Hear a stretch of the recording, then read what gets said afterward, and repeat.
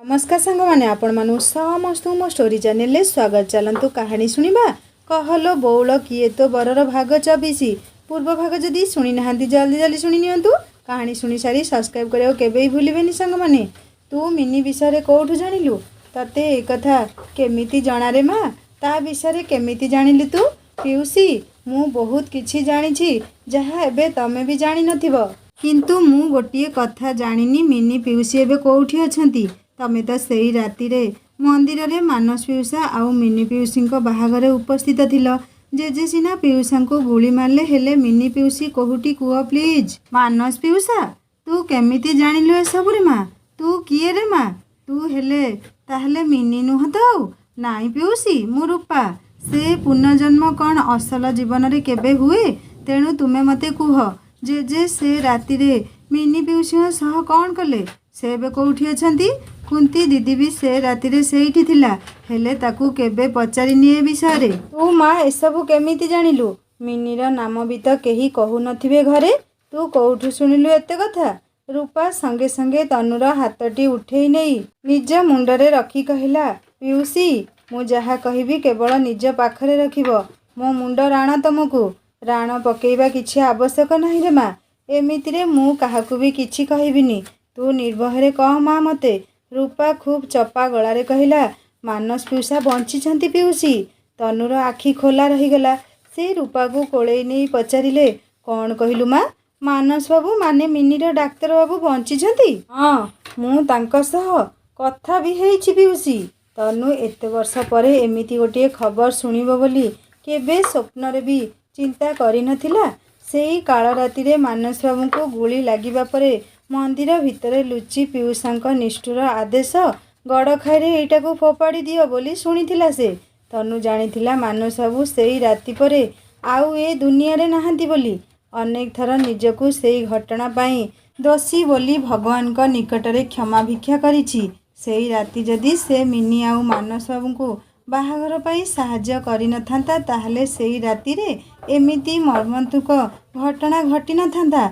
हेले एते वर्ष परे से ए कौन शुणुछि? आउ एमिति जनकठू शुणिछि से सेतेबेले जन्म भी होई नथिला। तनु खूब आश्चर्य आउ खुशी होई पुणी थरे पचारिले, ए माँ तू कौन कहूछु जानिछु? मानस पिउसा तू केमिति जानिलु एते कथा? तू पुणी मानस बाबू को पिउसा बोली डाकुछु काहेकि? हृदय मोर खुशी रे जेमिति फाटी जिया परी लागुछि। रूपा एथर सहज होई कहिला, मिनी पिउसी बाहाघर तो से राति रे सरी जाइथिला। जे न मानिले से बाहाघर को तो कौन हैला सेठू? एते वर्ष परे मु मानुछि से बाहाघर को। तेणु मानस बाबू मो पिउसा। रूपा मारे मोर आउ धैर्य रहुनी। कह माँ ए सबू तू केमिति जानिलु? आउ मानस बाबू कहांती हेबे? पिउसी माँ एई दुर्गा पूजा रे हवेली रे खेलुथिबा समय रे 3 ताला उपरे शेष रूमटा बंद पड़िथिवार देखिली सबु वर्ष परी। मनरे बहुत उत्कंठा जागिला। दिने राति रे मु आउ बृंदा सेई बंद घर खोली भितरे पशिथिलु। सेठी पिउसी पेंटिंग डायरी आउ रक्त जुडुबुडु कुर्ताटीए पाइथिलु। डायरी पढ़ी मिनी पिउसी आउ मानस पिउसा विषय रे जानिली। हेले मानस पिउसा को गुली लागिया परे घटना पिउसी आउ किछि लेखि नाहंती आगकू। मोर पिउसी जणे थिले हेले आजि जाए तांको नाम भी केही धरिबार मु शुणिनी। एमिति काहेकि पिउसी माँ? से कौन एते बड़ अपराध करि देइथिले? से जनको निस्वार्थ पर भाव रे भल पाइथिले। तांको ना पैसा टंका दरकार थिला ना खानदानी। जेजेमा जिए जन्म करी तांको एते बड़ कले से केमिति भूली गले तांको? मो बापा तांको बड़ भाई से भी दिने काले केबे मिनी बोली कहिबार मु शुणिनी तांको मुहरु। सान भौणी बोली दिने तांको मुहरु मिनी नाम शुणिनी। आउ चाकर बाकर तो पर भूली जिवे निश्चय। एमिति काहेकि पिउसी माँ कहिबो कि मते? आउ एबे मिनी पिउसी कोठी सेटा मते जानिबा निहाती जरूरी। मु मानस पिउसा को कथा देइछि मिनी पिउसी को खोजी निश्चय बाहर करिबी। सबू कहिबी रे माँ। तू कह मानस बाबू एबे कोठी? तू केमिति तांको भेटिलु आउ चिन्हिलु रे? से भल अछंती ना? रूपा गभीर निश्वासटीए छाड़ी कहिला, पिउसी जानिछ आम हवेली रे सेई विधवा बासंती सहित जेजेंकर छी छी छी कुह ना। आउ सेई दिन जेजेंक पिछा करी हवेली रे शेष दक्षिण पाखरे गोटिए अंडरग्राउंड रूम थिबार आविष्कार करिथिली।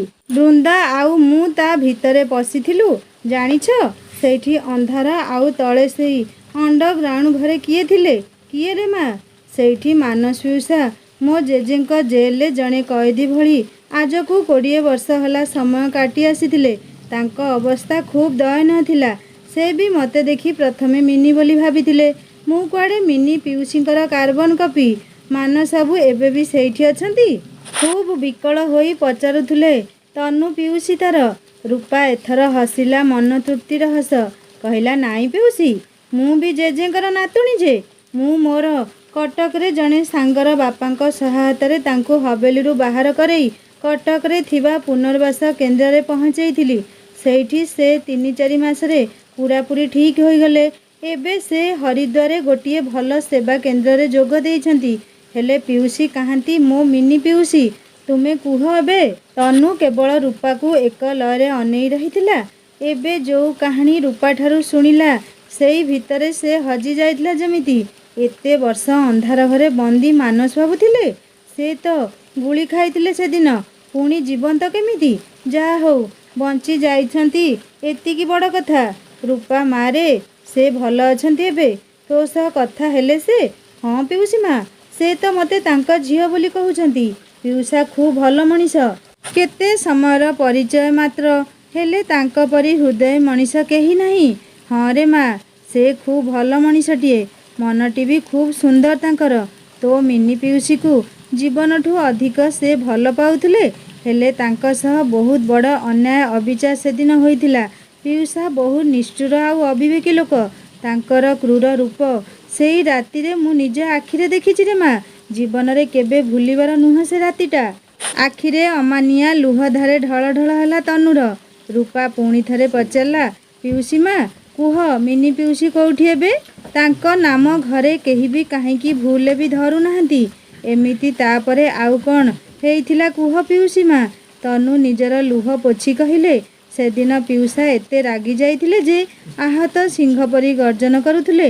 ଆଉ ଗୋଟିଏ ଘୃଣାର ବମ୍ ବିସ୍ଫୋରଣ କରିଥିଲେ। କହିଥିଲେ ଆଜିଠୁ ମିନିର ନାମ କେହି ବି ହବେଲିରେ ଧରିବନି। ମା ବନଦୁର୍ଗାଙ୍କ ରାଣ ସମସ୍ତଙ୍କୁ ରହିଲା। ଯିଏ ଏକଥା ନ ମାନି ସେଇ କୂଳଟାର ନାମ ମୁହଁରେ ଧରିବ, ମୋ ମଲା ମୁହଁ ଦେଖିବ। ବାସ୍, ସେଇ ଦିନରୁ କେହି ତା ନାମ ବି ଧରନ୍ତିନି କହିଲେ ଚଳେ। ହେଲେ ମିନି ପିଉସୀ ଏବେ କୋଉଠି ପିଇସୀ ମା? ସେତିକି ଜାଣିବାର ଅଛି ଖାଲି ମୋର। ସେ ମିଳିଗଲେ ମୁଁ ସବୁ ଯେମିତି ପାଇଯିବି। ତନୁ ରୂପାକୁ ଆଖି ପୂରେଇ ଦେଖୁଥିଲା। ଏଡ଼ିକି ଛୋଟ ପିଲାଟିଏ ହୋଇ ଆଜି ତା ଜେଜେଙ୍କ କବଳରୁ ମାନସବାବୁଙ୍କୁ ବାହାର କରି ମୁକ୍ତ ଆକାଶରେ ଉଡ଼େଇ ପାରିଲା। ଜଗନ୍ନାଥଙ୍କ କୃପାରୁ ମା ମୋର ସବୁ ଖୁସିର ଅଧିଷ୍ଠାତ୍ରୀ ନାରୀଟିଏ ହେଉ। ମିନି ପରି ହତଭାଗିନୀ ଯେମିତି ନ ହେଉ। ରୂପା ପୁଣି ଥରେ ପଚାରିଲା ମିନି ପିଉସୀ କୋଉଠି କୁହ ମୋତେ ଏବେ ପିଉସୀ ମା? ତନୁ କହିଲା ଆରେ ମା ରେ, ମାନସବାବୁଙ୍କ ସେବା କେନ୍ଦ୍ର ଠିକଣା ଦେବୁ ମୋତେ? ତାଙ୍କୁ ଦେଖା କରିବାକୁ ବହୁତ ଇଚ୍ଛା ହେଉଛି ମୋର। ବହୁତ କିଛି କହିବାର ଅଛି ତାଙ୍କୁ। ନାଇଁ ପିଉସୀ ମା, ତମେ ଏବେ ତାଙ୍କୁ ଦେଖା କରିବାକୁ ଯାଅନି। ସେ ଟିକେ ସେଇଠି ସେଟ୍ ହୋଇଯାଆନ୍ତୁ ଆଗ। ଜେଜେ ଏଇ ଘଟଣାରେ ଆହତ ସାପ ପରି ହେଉଛନ୍ତି। କେହି ନ ଜାଣିବା ଆବଶ୍ୟକ। ମୁଁ ଏବେ ତାଙ୍କ ଠିକଣା କାହାକୁ ବି ଦେଇପାରିବିନି। ମୋତେ କ୍ଷମା କରିଦେବ ପିଉସୀ ମା, ମୋତେ ଭୁଲ ବି ବୁଝିବନି। ହେଲେ ମିନି ପିଉସୀ କୋଉଠି ଅଛନ୍ତି କୁହ ଆଗ ମୋତେ, ମୁଁ ତାଙ୍କୁ ଖୋଜିବି। ମିନିର ନାମ ଶୁଣି ତନୁ ଆଖିରେ ପୁଣି ଥରେ ଲୁହ ଘନେଇ ଆସିଲା। ସେ ଲୁହ ଧାର ପୋଛି କହିଲେ ମା ରେ, ସେଇ ରାତି ପିଉସାଙ୍କ ଭୟରେ ମନ୍ଦିର ଭିତରେ ମୁଁ ଆଉ କୁନ୍ତି ଲୁଚି ରହିଲୁ ସକାଳ ହେବା ଯାଏ। ମାନସବାବୁଙ୍କୁ ଘୋଷାଡ଼ି ନେଇଯିବା ପରେ ମିନି ତାଙ୍କ ପଛରେ କାନ୍ଦି କାନ୍ଦି ଦୌଡ଼ିଥିଲା। ସକାଳେ ଆମେ ଦୁହେଁ କୁନ୍ତି ଆଉ ମୁଁ ହବେଲିରେ ପହଞ୍ଚି ଦେଖିଲୁ ପରିବେଶ ଖୁବ୍ ଶାନ୍ତ। କାହାରି ମୁହଁରେ କିଛି ଭାଷା ନାହିଁ। ପିଉସୀ ମା ଖାଲି କାନ୍ଦୁଥିଲେ ଆଉ ପିଉସା ନଥିଲେ ହବେଲିରେ। ମୁଁ ମିନି ରୁମକୁ ଦୌଡ଼ିଗଲି, ହେଲେ ସେ ସେଇଠି ନଥିଲା। ତାର ବାହାଘର ପାଇଁ ପିନ୍ଧିଥିବା ପାଟ ଶାଢ଼ୀଟି ସେଇଠି ପଡ଼ିଥିଲା ଆଉ ମାନସବାବୁଙ୍କ ରକ୍ତ ଭିଜା କୁର୍ତ୍ତାଟି। ପିଉସୀ ସେତେବେଳେ କିଛି କହିବା ଅବସ୍ଥାରେ ନଥିଲେ। ମୁଁ ସେଇଦିନ ଫେରିଆସିଲି ଘରକୁ। ତାପରେ ଯେତେଥର ଯାଇଛି କେହି ବି ମିନି ବିଷୟରେ କିଛି କହିପାରନ୍ତିନି। ମା ରେ, ମୁଁ ବି ଜାଣିନି ମିନି ସହିତ ସେଦିନ କ'ଣ ହେଲା ବୋଲି। ଆଉ ସେ ଅଛି କି ନାହିଁ। ମିନି ପିଉସୀ ବିଷୟରେ ଜାଣିବା ପାଇଁ ଶେଷ ଆଶା ଦୀପଟି ଯେମିତି ଧପ୍ କରି ଲିଭିଗଲା। ରୂପା ମନେ ମନେ ମା ବନଦୁର୍ଗାଙ୍କୁ ସ୍ମରଣ କରି କହିଲା ମା, ତମେ ଦିନେ ପିଉସାଙ୍କୁ ମିନି ପିଉସୀ ସହ ନିଶ୍ଚୟ ଭେଟ କରେଇବ ମା। ଏଇ ବିଶ୍ୱାସ ମୋର ଭାଙ୍ଗି ଦେବନି କେବେ। ସେ ତୁରନ୍ତ କହିଲା, ନା ନା, ମିନି ପିଉସୀ କୋଉଠି ନା କୋଉଠି ଅଛନ୍ତି। ସେ ନିଶ୍ଚୟ ମିଳିବେ ଦିନେ ମୋତେ। ତୋ ବିଶ୍ୱାସ ଜିତୁରେ ମା। ଆଉ ସବୁଠୁ ବେଶୀ ଖୁସି ମୁଁ ହେବି ଯୋଉଦିନ ମିନି ମିଳିବ ତୋତେ। ତନୁ ଅନେକ ବର୍ଷର ସେଇ ଦୁଃଖଦ ଘଟଣାର ଆଲୋଚନା ଆଉ ମାନସବାବୁ ବଞ୍ଚିଥିବା କଥା ଶୁଣି ମନରେ ଖୁବ୍ ସନ୍ତୋଷ ତାର ଆଜି। ସେ ଲୁହ ପୋଛି ଶୋଇଗଲେ ଖୁବ୍ ଶାନ୍ତିରେ। ହେଲେ ରୂପା ଆଖିରେ ସବୁ ନିଦ କୁଆଡ଼େ ଯେମିତି ରାତିର ଅନ୍ଧାରରେ ଲୁଚିଗଲା। ମିନି ଆଉ ତନୁ ପିଉସିରୁ ବାହାରି ରୂପା ପୁଣି ଥରେ ଆକାଶଙ୍କ ସ୍ୱପ୍ନରେ ହଜିଯିବାକୁ ବସିଛି। ରୂପା ଭାବୁଛି ଏବେ, ଆଚ୍ଛା, ଏ ଆକାଶ ବାବୁ ତାକୁ ସେଇ ପ୍ରଥମ ଦେଖାରୁ ମନେ ରଖିଛନ୍ତି। ନହେଲେ ଏତେ ଦିନ ଯାଏଁ ତା ରୁମାଲଟିକୁ କାହିଁକି ସମ୍ଭାଳି ରଖିଥିଲେ? ସେ ଚାହିଁଥିଲେ ହସ୍ପିଟାଲରେ ଦେଇ ପାରିଥାନ୍ତେ, ହେଲେ ନାହିଁ। ବାବୁ ତାହେଲେ ତାହାରି ପିଛା କରୁଥିଲେ। ବହୁତ ବଦମାସ ଲୋକ ନା ପିଲାଟା। ଯାହା ବି ହୁଅନ୍ତୁ ନା ସେ। ବିଛଣାରୁ ଉଠିଯାଇ ଆଜି ଆକାଶ ଫେରେଇଥିବା ରୁମାଲଟି ବାହାର କରି ଆଣି ଖୋଲି ଦେଖିବାକୁ ଲାଗିଲା ରୂପା। ତନୁ ପିଉସୀ କେତେବେଳୁ ଶୋଇଗଲେଣି, ହେଲେ ସେ ଶୋଇପାରୁନି। ମନ୍ଦିରରେ ଆକାଶ ବାବୁଙ୍କ ସହ ସାକ୍ଷାତର ସେଇ ମଧୁର ସ୍ମୃତି ରହି ରହି ମନକୁ ଖୁବ୍ ଆମୋଦିତ କରୁଛି। ସେ ରୁମାଲ ଖୋଲି ଦୁଇ ହାତରେ ନିଜ ମୁହଁରେ ଚାପି ଧରିଲା, ଯେମିତି ଆକାଶ ତା ମନର ସବୁ ପ୍ରୀତି ବାସ୍ନା ସେଇ ରୁମାଲରେ ବୋଳି ଦେଇଥିଲେ। ରୂପାକୁ ସେଇ ମୁହୂର୍ତ୍ତରେ ଯେମିତି ପୁରା ରୁମରେ ଆକାଶର ପ୍ରୀତିର ବାସ୍ନା ମହକୁଥିଲା। ମନ୍ଦିରରେ ଆଜି ଘଟିଥିବା ଆକାଶ ବାବୁଙ୍କ ସହ ସେଇ ସାକ୍ଷାତର ମଧୁର ମୁହୂର୍ତ୍ତକୁ ଆଖି ଆଗରେ ଦେଖିବାକୁ ଲାଗିଲା। କ'ଣ କହିଲେ ସେ? ରୁମାଲ ଆଉ କାହାର ରଖିଲେ ଝଗଡ଼ା ହୁଏ ବୋଲି। ତାହେଲେ ସେ ଆଗକୁ କ'ଣ ବନ୍ଧୁତାର ଆଶା ରଖିଛନ୍ତି ତା'ଠାରୁ? ନା ନା, ସେ ଅଧିକ ଭାବୁଛି ଏ ବିଷୟରେ। ରୂପା ଶୋଇବାକୁ ଚେଷ୍ଟା କରୁଥିଲା। ଆକାଶ ବାବୁ ଆଜି ନିଜକୁ ଖୁବ୍ ଚିନ୍ତାମୁକ୍ତ ଭାବୁଛନ୍ତି। ରୁମାଲ ଫେରେଇବା ବାହାନାରେ ସେ ରୂପା ସହ ଦୁଇ ପଦ କଥା ହୋଇପାରିଛନ୍ତି। ବିଚାରୀ ରୂପା କ'ଣ କହିଲା? ମୁଁ ଝଗଡ଼ାଳୁ ନୁହଁ। ଏମିତି ଏକ ନିରୀହପଣକୁ ଆକାଶ ମନେ ପକେଇ ଖୁବ୍ ଖୁସି ହେଉଥିଲେ। ବୁଦ୍ଧୁ ଲଡ଼କିଟା। ସକାଳେ ଖୁବ୍ ଶୀଘ୍ର ଉଠିପଡ଼ି ତନୁ ଭାବୁଛି ରାତିରେ ରୂପା ଯାହା କହିଲା, ଯାହା ସେ ଶୁଣିଲା ସତ ନା ସ୍ୱପ୍ନ ନା କଳ୍ପନା। ସେ ରୂପାକୁ ଉଠେଇ ପଚାରିଲେ, ମା ରୂପା, କାଲି ରାତିରେ ଯାହା କହିଲୁ କ'ଣ ସବୁ ସତ? ଏବେ ବି ମୋତେ ବିଶ୍ୱାସ ହେଉନି ରେ ମା। ରୂପା ଆଖି ମଳି ମଳି ଉଠିପଡ଼ି ବସି ପଡ଼ିଲା। ପ୍ରଥମେ ବୁଝିପାରିଲାନି ପିଉସୀ କାହିଁକି ଏମିତି ତାକୁ ପଚାରୁଛନ୍ତି। ସେ ମୁଣ୍ଡ ହଲେଇ ସମ୍ମତି ଜଣେଇଲା। ତନୁ ପଲଙ୍କ ବାଡ଼ରେ ଆଉଜି ବସିବା ପାଇଁ ତକିଆଟି ଉଠେଇ ପକେଇଲେ। ତା ତଳେ ଜେଜେମାଙ୍କଠୁ ରୂପା ଆଣିଥିବା ପାଉଁଜିରୁ ପଟେ ଦେଖୁ ଦେଖୁ ତକିଆ ତଳେ ରଖିଦେଇଥିଲା ରୂପା। ହଠାତ୍ ସେଇ ପଟକ ପାଉଁଜି ତନୁ ଦେଖି ପକେଇ ଆଖିରେ ଆନନ୍ଦର ଅଶ୍ରୁ ଜକେଇ ଆସିଲା।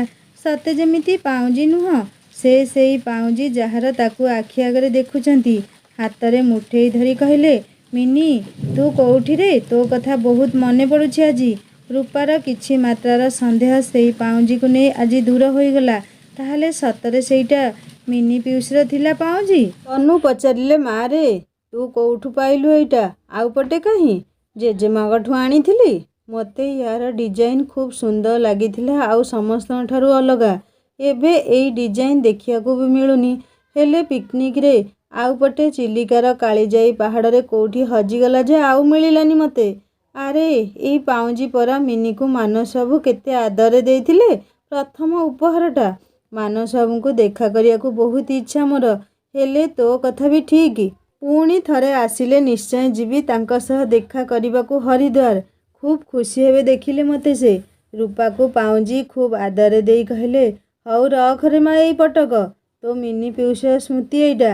ସକାଳେ ହସ୍ପିଟାଲ ଯିବାକୁ ରେଡ଼ି ହେଉ ହେଉ ଆକାଶ ଆର ପଟକ ପାଉଁଜି ହାତରେ ଧରି କହୁଛନ୍ତି, ରୁମାଲ ସିନା ଫେରେଇ ଦେଲି, ହେଲେ ଏଇଟା ତୁମକୁ ଫେରସ୍ତ ମିଳିବନି ରୂପା।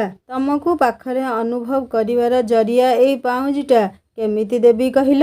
ସକାଳେ ତନୁ ଆଉ ତାଙ୍କ ସ୍ୱାମୀ ଅନ୍ୟ କୋଉଠିକି ବାହାରି ଗଲେଣି। ଅଳ୍ପ ଦିନର ରହଣି ଭିତରେ ସବୁଆଡ଼େ ବୁଲିବାର ଅଛି ସେମାନଙ୍କର। ଗଲାବେଳେ ରୂପାକୁ ଖୁବ୍ ସ୍ନେହରେ କୁଣ୍ଢେଇ ଧରି କହିଲେ, ମା ରେ, ବହୁତ ଭଲ କାମ କରିଛୁ ତୁ। ମୋ ଛାତିରୁ କିଛିଟା ବୋଝ ହାଲକା କରିଦେଲୁ। ଖୁବ୍ ଖୁସି ଭଗବାନ ଦିଅନ୍ତୁ ତୋତେ।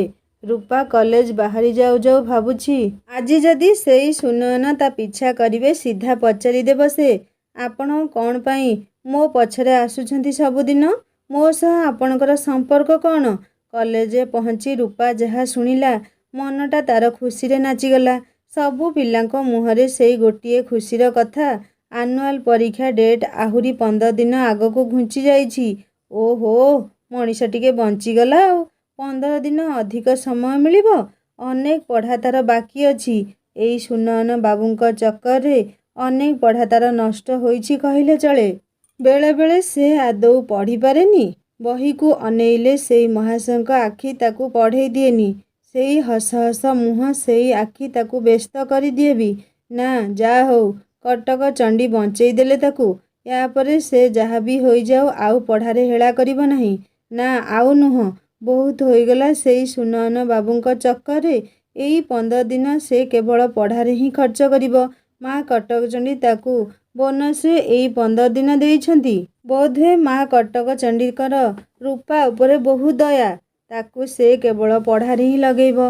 ଆଜି ରୂପା ପରି ଅନ୍ୟ ପିଲାଙ୍କ ମନ ବି ଖୁବ୍ ଖୁସି ଅଛି। ଏଇ ପରୀକ୍ଷାଟା ଘୁଞ୍ଚି ଯାଇଛି ବୋଲି ସମସ୍ତେ ଟିକିଏ ଖୁସିରେ ନିଶ୍ୱାସ ମାରୁଛନ୍ତି ଯେମିତି।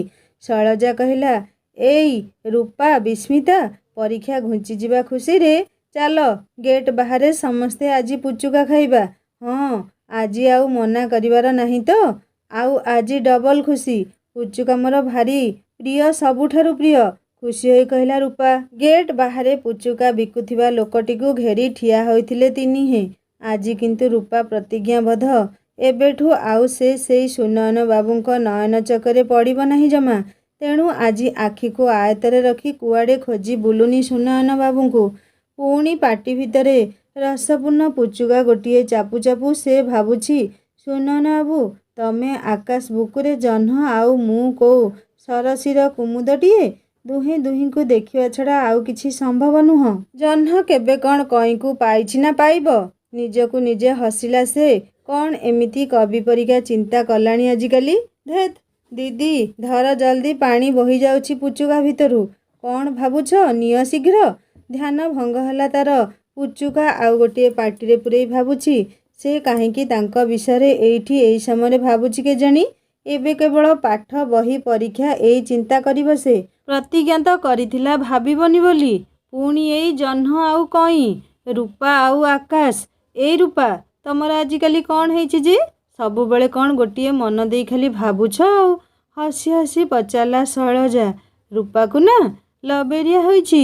ବିସ୍ମିତା ଖୁବ୍ ଉଲ୍ଲାସରେ କହି ଦୁହିଁଙ୍କୁ ଅନେଇ ପଚାରିଲା, କ'ଣ ଠିକ୍ କହିଲି ନା? ସେଇଟା ପୁଣି କ'ଣ ବିସ୍ମିତା? ପଚାରିଲା ଶୈଳଜା। ତମେ ଦୁହେଁ ଚୁପଚାପ୍ ଖାଅ ଆଉ ଆଗକୁ ଥିବା ପରୀକ୍ଷା ବିଷୟରେ ଚିନ୍ତା କର।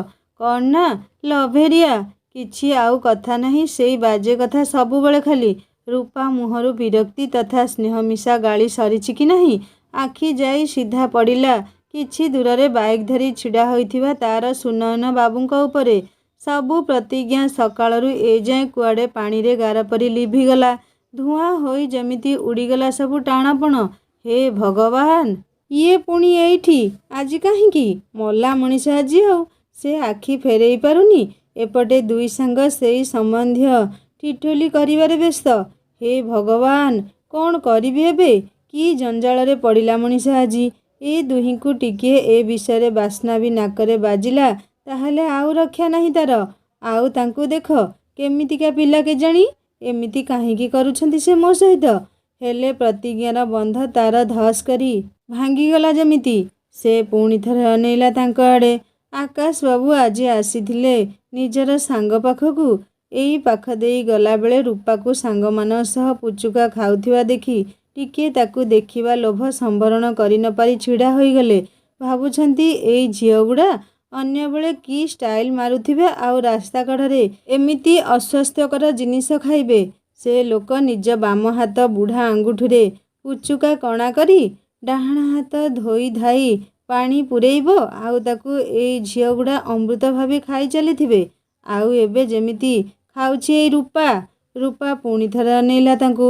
ପୁଣି ନିଜକୁ ନିଜେ କହିଦେଲା, ହେ ଭଗବାନ, ମୁଁ କାହିଁକି ଅନଉଛି ତାଙ୍କୁ? ସେ ପୁଣି ପୁଚୁକା ଖାଇବାରେ ମନ ଦେଲା। ହେଲେ ତାକୁ କାହିଁକି ଲାଜ ଲାଗୁଥାଏ ଖାଇବା ପାଇଁ। ସେ ତୁରନ୍ତ ସେ ଦୁହିଁଙ୍କୁ କହିଲା, ଏଇ ମୋର ନୋଟ୍ ରହିଯାଇଛି ଲାବ୍ ଭିତରେ। ତମେ ଦୁହେଁ ଖାଉଥାଅ, ମୁଁ ନୋଟ୍ସ ନେଇ ଆସୁଛି। ଆସିଲେ ଆଉ ଥରେ ଖାଇବି। ତମେ ପୁଣି ପୁଚୁକା ଛାଡ଼ି ଯାଉଛ। ଆରେ ଆସୁଛି ଏବେ, ରୁହ ଟିକେ। ରୂପା ପୁଚୁକା ଖାଇବା ଛାଡ଼ି କଲେଜ ଭିତରକୁ ଦୌଡ଼ିଲା।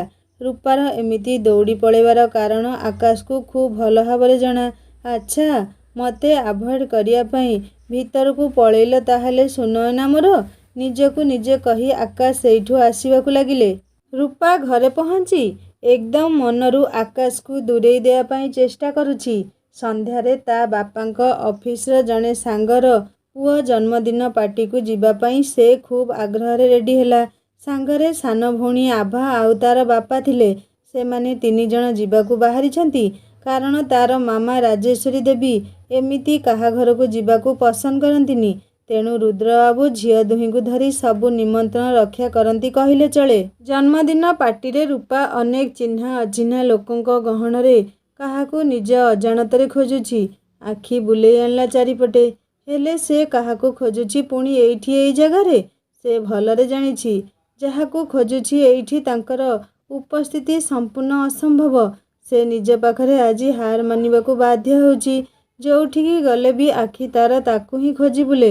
ଏମିତି କାହିଁକି ବୋଲି ଆଉ ସେ ନିଜକୁ ପ୍ରଶ୍ନ ପଚାରୁନି ଆଜି। ନିଜକୁ ଆଉ ଧୋକା ଦେବାକୁ ସେ ଚାହୁଁନି। ସେ କ'ଣ ନିଜ ଅଜାଣତରେ ତାଙ୍କୁ ମନ ଦେଇ ସାରିଛି କି? ପାର୍ଟିରେ ସେ ସେମିତି ଅନ୍ୟମନସ୍କ ରହିଲା। ସେ ଜାଣିଛି ଯୋଉ ଜିନିଷ ଅସମ୍ଭବ ସେ ତଥାପି କାହିଁକି ଆଶା କରୁଛି। ଆଖି ସମସ୍ତଙ୍କ ଅଲକ୍ଷ୍ୟରେ ଜକେଇ ଆସୁଥିଲା ତାର। ଗୋଟିଏ ସପ୍ତାହ ବିତିଗଲା ସେଇ ଆକାଶ ବାବୁଙ୍କ ଚିନ୍ତାରେ। ସେଇ ଦିନଠୁ ସେ ତାଙ୍କୁ ଆଉ ଭେଟି ନାହିଁ। ଯାହା ହଉ ଭଲ ହେଲା, ଏବେ ପରୀକ୍ଷା ପାଖ ହେବାକୁ ହେଲାଣି। ସ୍ୱପ୍ନ ପରି ସେ ଭୁଲିଯିବ ସବୁ କିଛି। ଏମିତି କ'ଣ ହେଇଛି ଯେ ସେ ଝୁରି ହେବ ତାଙ୍କୁ?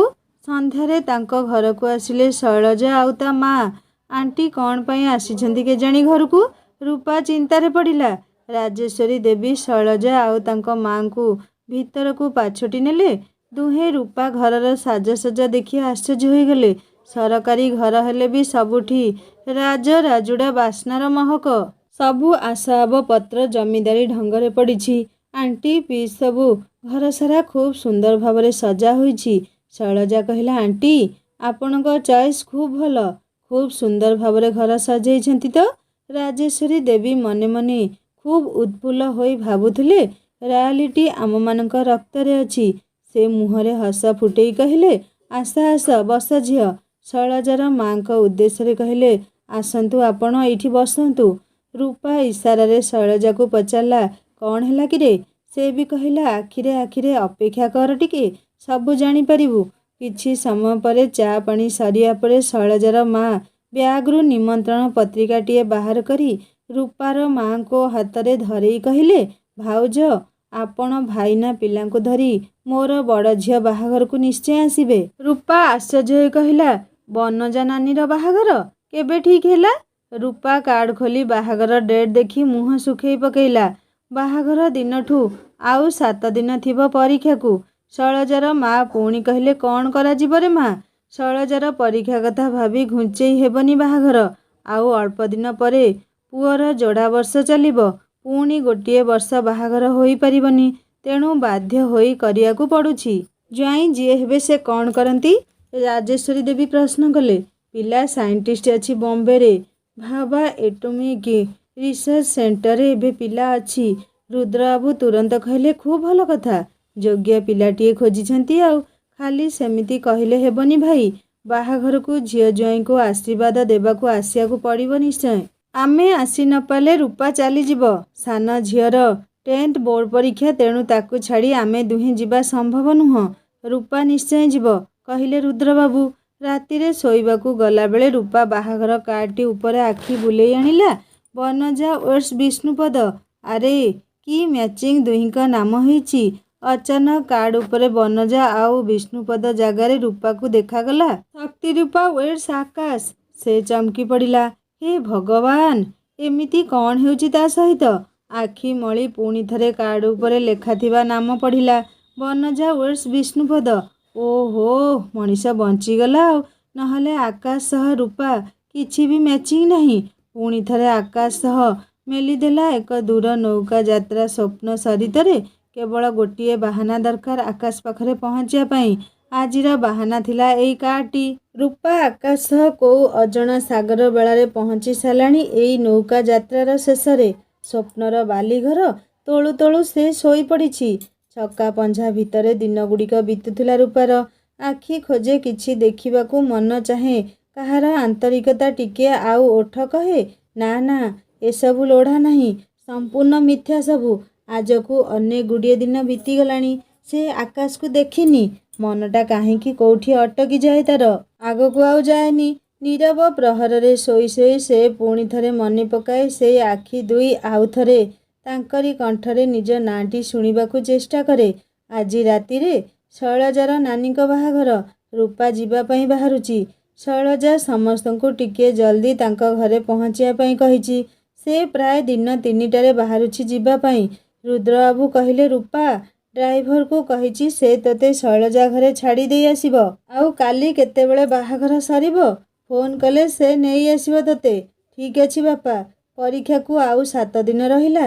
ତଥାପି ଟିକେ ବାପା, ଝିଅର ଚିନ୍ତା ନାହିଁ। ଝିଅ ତ ଝିଅ, ବାପାର ବି କେତେ ଆଗ୍ରହ ଦେଖ। ଖୁବ୍ ବିରକ୍ତ ହୋଇ କହିଲେ ରାଜେଶ୍ୱରୀ ଦେବୀ।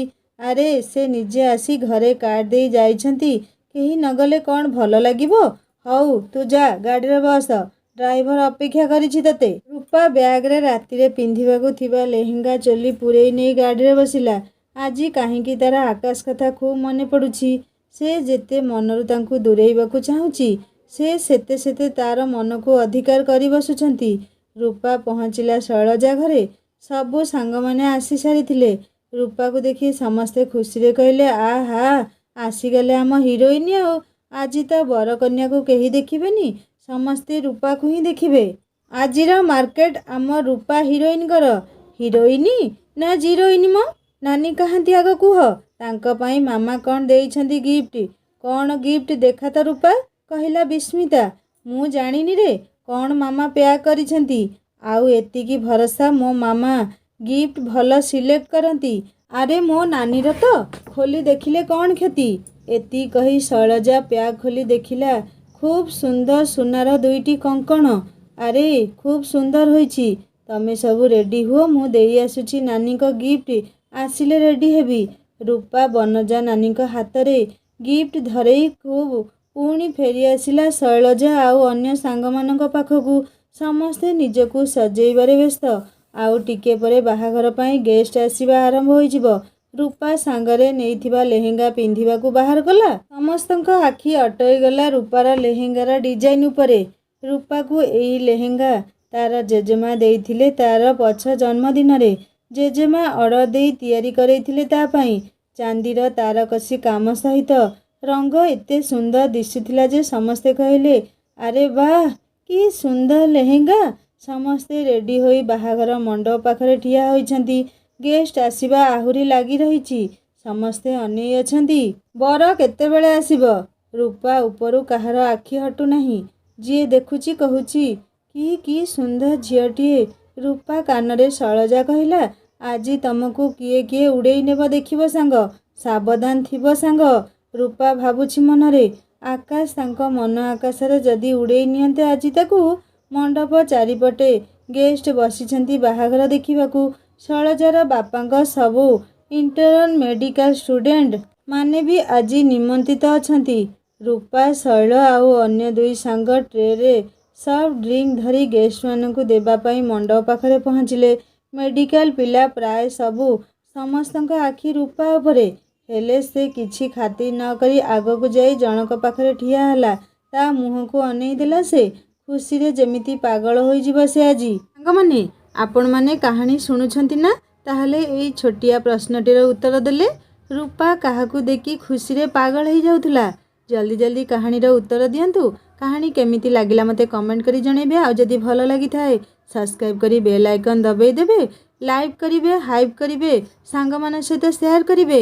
ହିନ୍ଦୀ ଷ୍ଟୋରି ଚ୍ୟାନେଲକୁ ଭିଜିଟ୍ କରନ୍ତୁ ସାଙ୍ଗମାନେ। ମ୍ୟାରେଜ୍ ୱିଥ୍ ଲଭ୍, ବହୁତ ସୁନ୍ଦର ଲଭ୍ ଷ୍ଟୋରିଟିଏ। କାହାଣୀ ପାର୍ଟ ବାଇ ପାର୍ଟ ଅପଲୋଡ଼ କରିଚାଲିଛି। ଆପଣମାନେ କାହାଣୀ ଶୁଣି ସବସ୍କ୍ରାଇବ୍ ନିହାତି କରିବେ। ରହୁଛି, ନମସ୍କାର, ଜୟ ଜଗନ୍ନାଥ।